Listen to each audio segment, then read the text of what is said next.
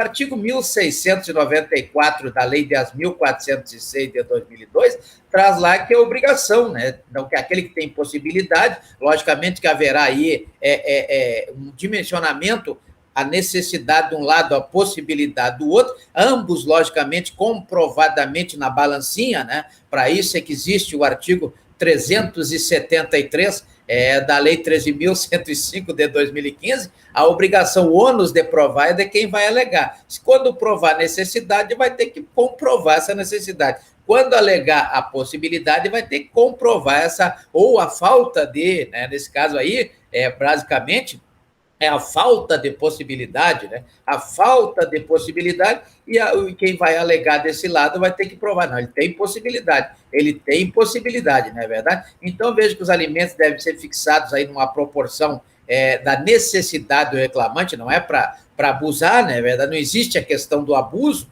então existe aí a questão da proporcionalidade, a proporcionalidade nesta alegação quanto às necessidades. Então, de um lado, logicamente, aqueles alimentos que sejam indispensáveis, e alimentos é um conceito genérico, né? Porque é tudo, é cultura, é lazer, é saúde, é previdência, é assistência, é meio ambiente, é alimentação, é moradia, etc. É um conjunto. Então, alimentos não é só comida, também, na verdade, constitui um conjunto, né, de subsistência, olha essa palavra, subsistência, não é verdade? Então, vejo que dependendo da necessidade de um lado e da possibilidade alegada do outro, então o juiz vai chegar aí, vai ver para que lado que vai pender aí a balancinha. Então, existem algumas possibilidades aí de discussão numa audiência de alimentos, na audiência de direito de família, né? Que, por exemplo, a questão da pensão, né? Existe um imaginário popular de que é sempre 30%, né? Sempre 30%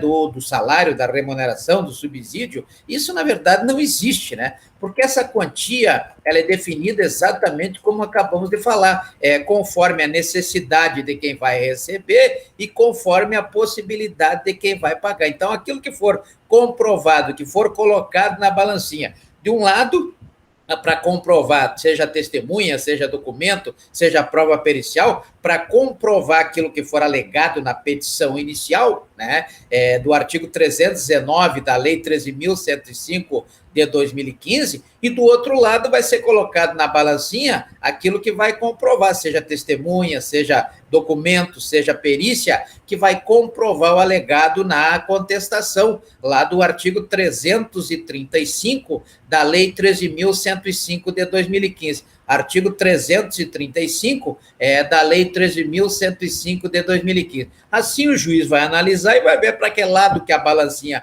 vai pender e vai dar lá a sua sentença, vai prolatar a sua sentença nos termos do artigo 489 da Lei 13.105 de 2015. Então, a quantia é definida conforme essa análise. Análise do que for apresentado no processo como necessidade e análise do que for apresentado no processo como a possibilidade ou a não possibilidade, que é o normal, não é verdade? Então, isso está previsto lá no artigo 1694, parágrafo 2º da Lei 10.406 de 2002.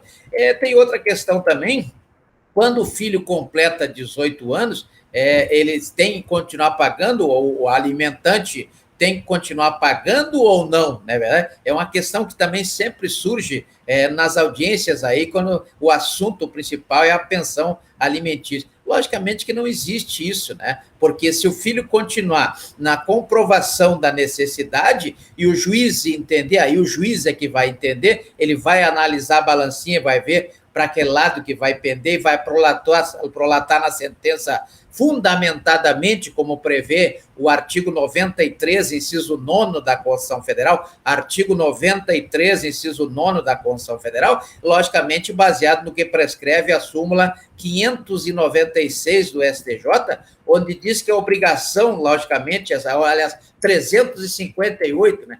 358 do STJ, que diz que tem que haver o pedido para que o juiz, então, determine que não ocorra mais essa obrigação de fazer, prevista no artigo 815 da Lei 13.105 de 2015. A súmula 596 também tem a ver com a pensão alimentícia, quando o pai ou a mãe não podem arcar, né? Não tem a possibilidade. Quando não tem a possibilidade, então eles vão na audiência, vão declarar que não tem possibilidade, e a partir daí essa ação poderá ser direcionada para um parente, para o avô, para o tio, né? Naquele parentesco previsto no artigo 1591 da Lei 10.406 de 2002, porque a súmula 596, ela diz que essa obrigação de pagar alimentos, quando direcionada para os avós, ela tem natureza complementar e subsidiária.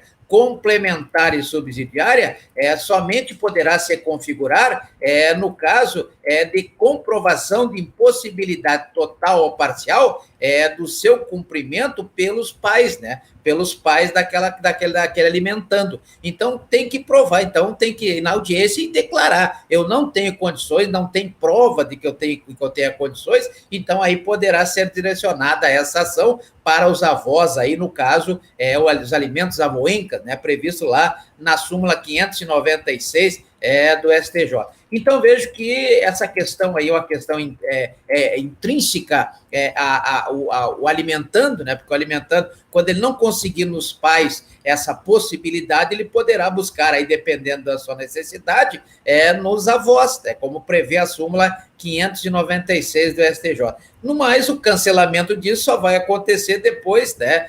Quando cessar aí a necessidade, né? Quando cessar a necessidade, conforme prevê a súmula 358 do STJ. Súmula 358 do STJ. A questão da decisão judicial, aquela prolatada lá no artigo 489 da Lei 13.105 de 2015, sempre fundamentada nos termos do artigo 93, inciso 9 da Constituição Federal, ela sempre se dará mediante contraditório, logicamente, por isso está lá no parágrafo 1º do artigo 489, né, que deverá ser oferecido o máximo que for possível a oportunidade do contraditório e da ampla defesa com todos os meios e recurso a ela inerentes, como prevê o artigo 5º, inciso 55 da Constituição Federal. Artigo 5º, inciso 55 da Constituição Federal, ainda que nos próprios autos, no próprio processo, deverá ter a prova do oferecimento dessa oportunidade do contraditório e da ampla defesa, conforme previsto no artigo 5º, inciso 55